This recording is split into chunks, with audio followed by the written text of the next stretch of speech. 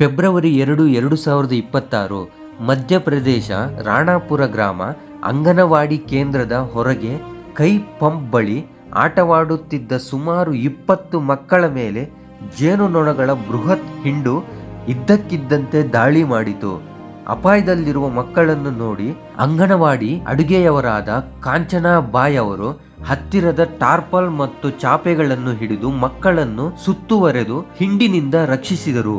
ಅವರು ತೆರೆದ ಸ್ಥಳದಲ್ಲಿಯೇ ಇದ್ದರು.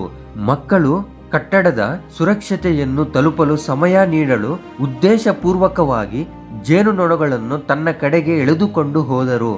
ಎಲ್ಲ 20 ಮಕ್ಕಳನ್ನು ಉಳಿಸಿದರು. ಕಾಂಚನಾ ಬಾಯ್ ಅವರು ನೂರಾರು ಬಾರಿ ಕಟುಕಗಳಾಯಿತು. ಅವರು ಸ್ಥಳದಲ್ಲೇ ಕುಸಿದು ಬಿದ್ದರು ಮತ್ತು ಅವರನ್ನು ಸಮುದಾಯ ಆರೋಗ್ಯ ಕೇಂದ್ರಕ್ಕೆ ಕರೆದೊಯ್ಯಲಾಯಿತು. ಅಲ್ಲಿ ವೈದ್ಯರು ದುರದೃಷ್ಟವಶಾತ್ ಅವರು ಬರುವಷ್ಟರಲ್ಲಿ ಸಾವನ್ನಪ್ಪಿದ್ದಾರೆ ಎಂದು ಘೋಷಿಸಿದರು. ಕಾಂಚನಾ ಬಾಯ್ ಅವರು ಕುಟುಂಬಕ್ಕೆ ಏಕೈಕ ಆಧಾರ ಸ್ತಂಭವಾಗಿದ್ದರು, ಏಕೆಂದರೆ ಅವರ ಪತಿ ವಾಯುವಿಗೆ ಒಳಗಾಗಿದ್ದಾರೆ.